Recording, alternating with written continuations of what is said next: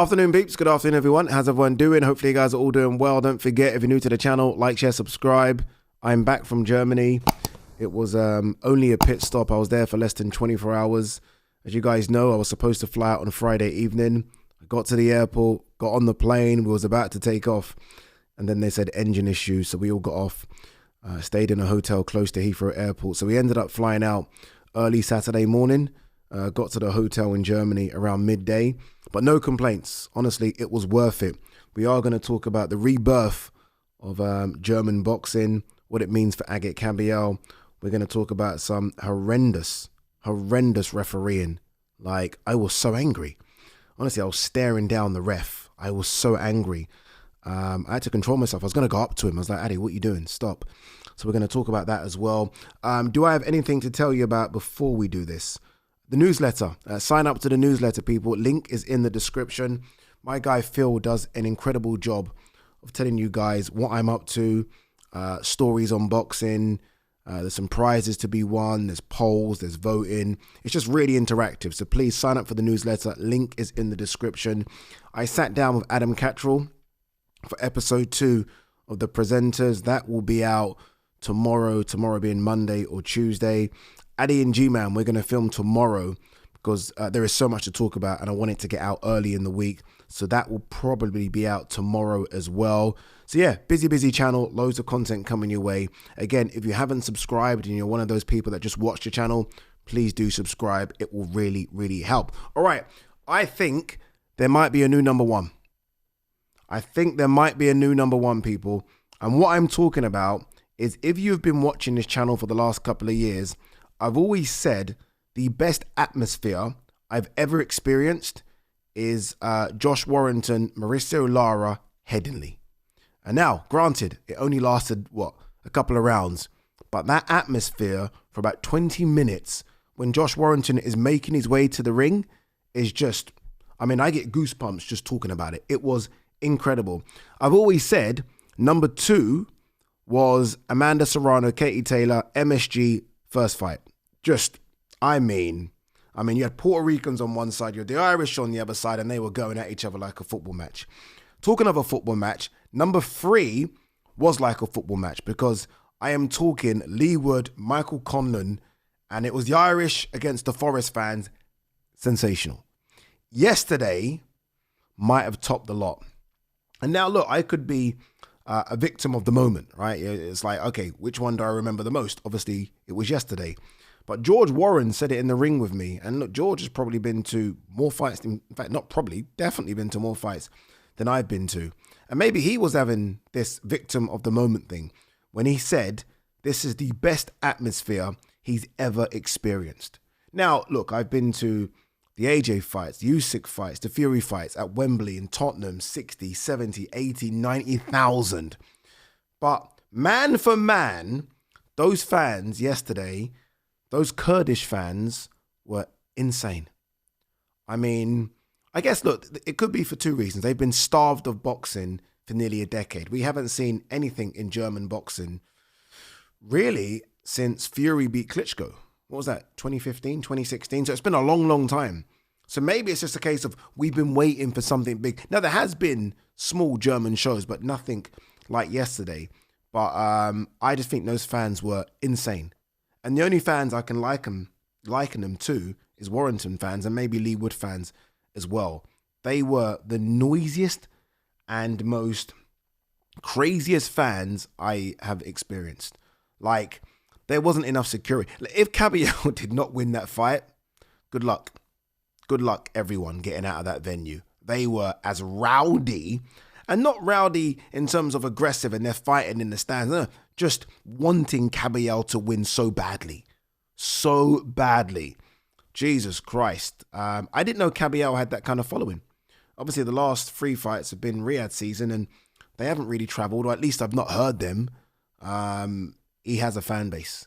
He has a massive fan base. Again, speaking to George Warren on the side, they kind of made a mistake. They could have gone bigger. And look, I get it, right? You kind of want to tiptoe into Germany. Again, we haven't seen boxing in Germany, big time boxing, for a long time. You don't want to go and do a 30,000 seater arena if they have one, or a stadium and you only sell 6,000 tickets. That's kind of not how it works. So I get why they went there, but they must have thought shit when it sold out in a couple of weeks. And it did sell out. Sometimes I've been to places and they've said things like sold out, and you're like, no, it hasn't, because I can see black curtains over there and over there. You've just kind of shut down half of the arena. That wasn't the case yesterday. That place sold out. And the fans were in there from like prelim time. I would say there was about 60%, 70% of the fans in there. When did I do my rehearsal? About 5:30.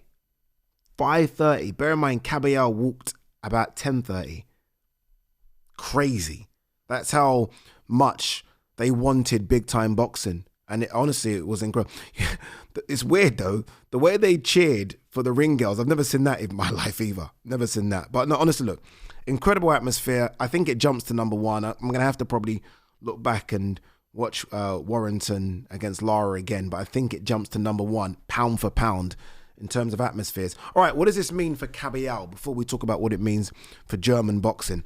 I think Kabayel has to fight Alexander Usyk. Now, look, I think people have got like sort of foggy memories here. Before Parker fought Wardley, I think everyone was saying Parker and Kabayel deserve the Usyk fight for what they've done, their stretch of work. And now, for some reason, people are rewriting history. Now, all I hear is, yeah, but Zhang was 41 and Frank Sanchez was injured and Arslanbek Makhmudov really isn't that good.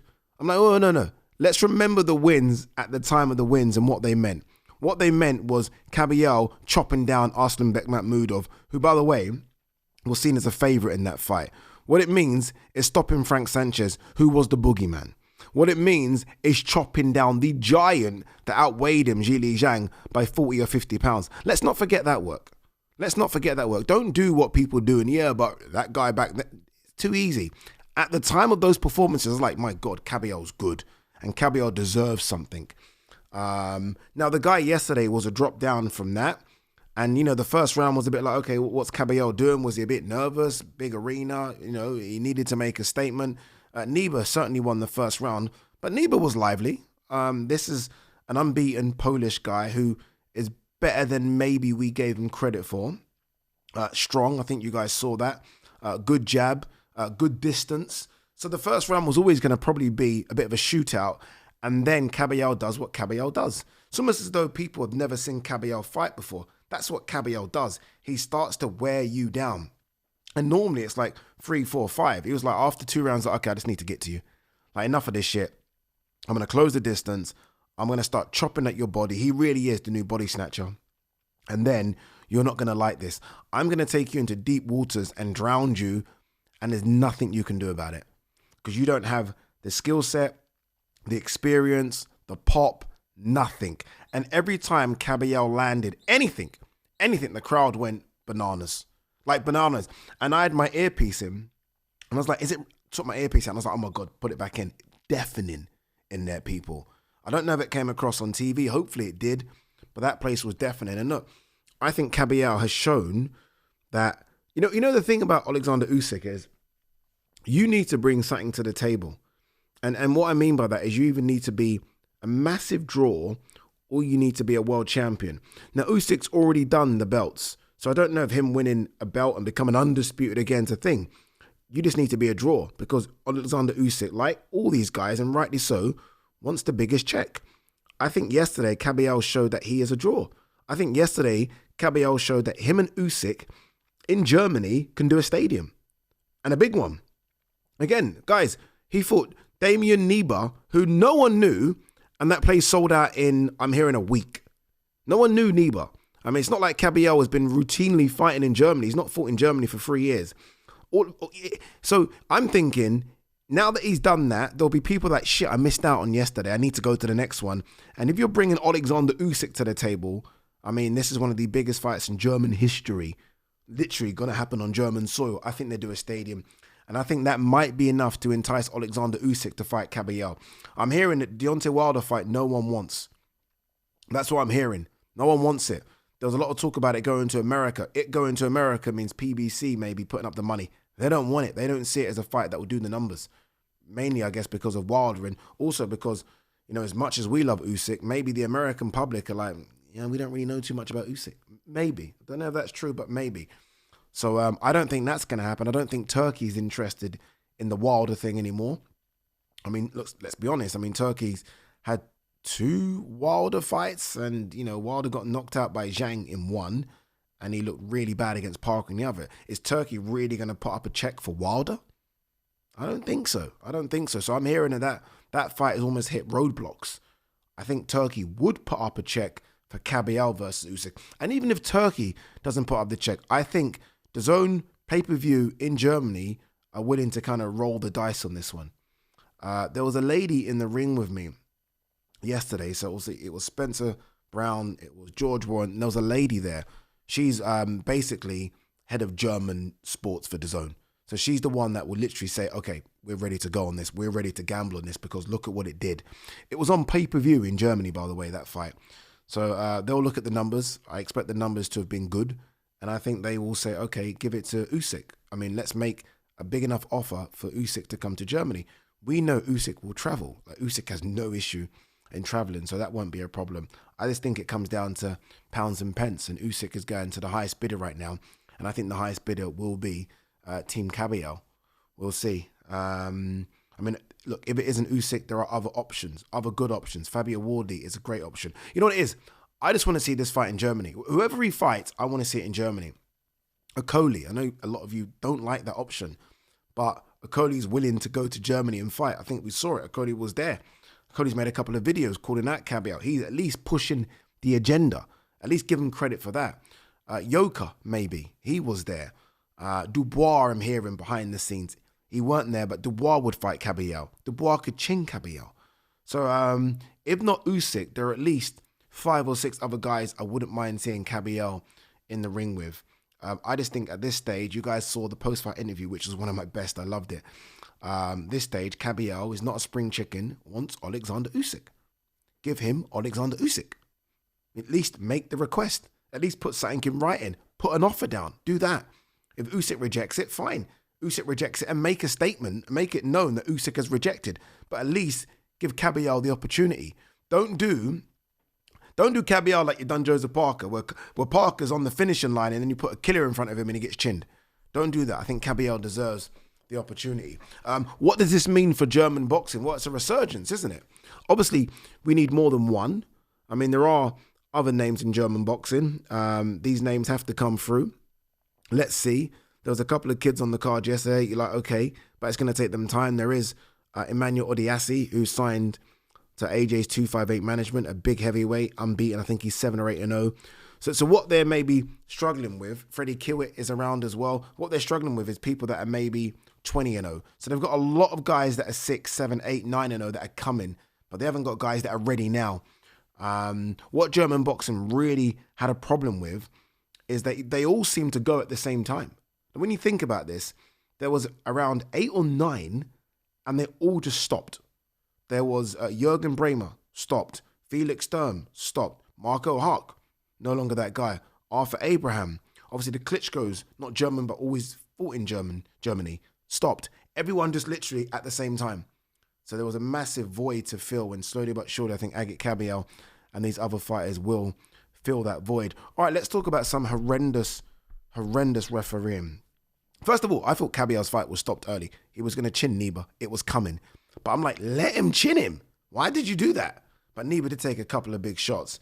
The referee in the chief support needs to be thrown in jail. That referee, okay, hyperbole, right?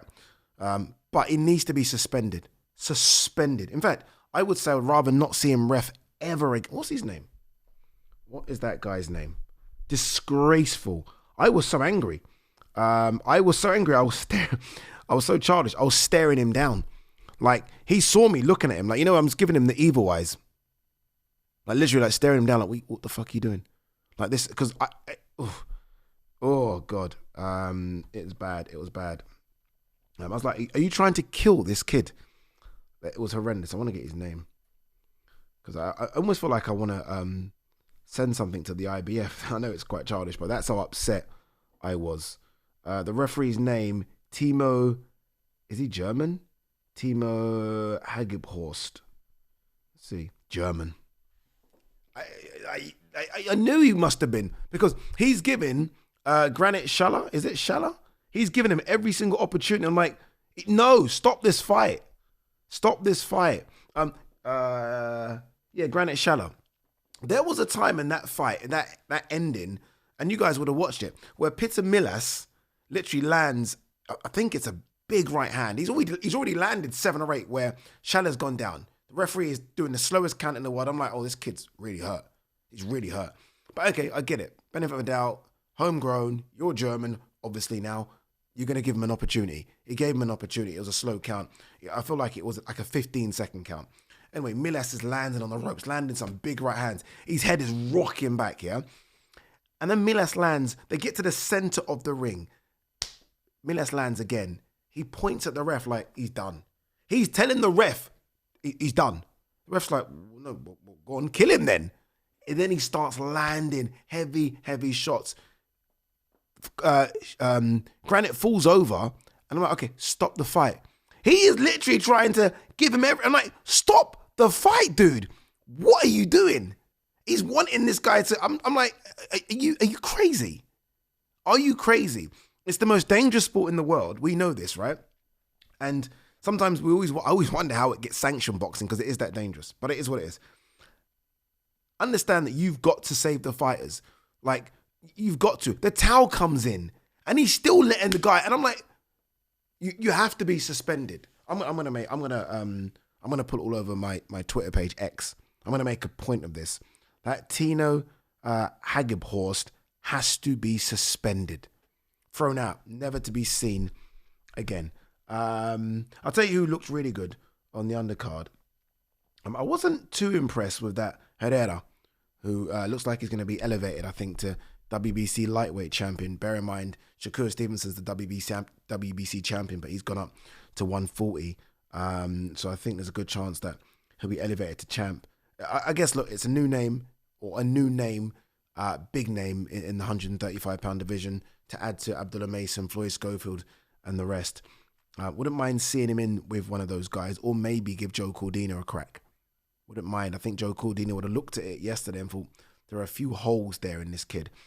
But there was a German heavyweight, a young kid, Nelvi Tiafak, Cameroonian, born in Cameroon, obviously brought up in Germany, Olympic bronze medalist, European Games medalist as well, 2 European Games. He looked good. He looked very spiteful, very good. Obviously, look, only 3-0, so it's a long journey, but I thought he looked fantastic. And I looked forward to seeing what he does in the next few years. Again, it goes back to my point. Germany has a handful of fighters that are like 2-0, 6-0, 7-0. They need to all get to 15-0, and they can be the next Arthur Abraham, Felix Sturm, Jürgen Bramers. There's an undercurrent there. It's just going to take time to kind of get them through, but I think we'll get them through very, very soon. All right, guys, girls, if you're waiting for the Dalton Smith video, that's coming up next. Peace.